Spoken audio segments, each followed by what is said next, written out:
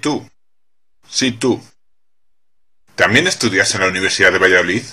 ¿Y sabes cómo participar en la vida universitaria? Podemos participar a través de las actividades deportivas, o de las numerosas asociaciones que existen.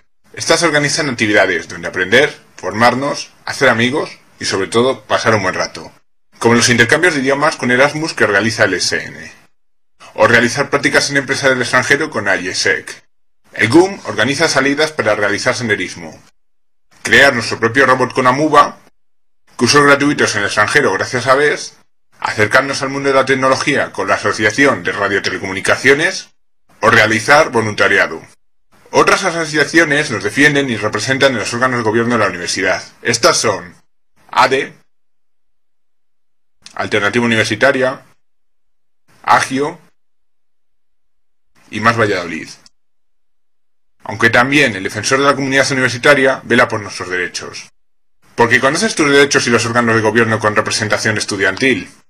Nuestros derechos están reflejados en el Reglamento de Ordenación Académica, los estatutos de la universidad y en el Estatuto del Estudiante. Y abarcan exámenes, revisiones, calificaciones, tutorías y muchos más.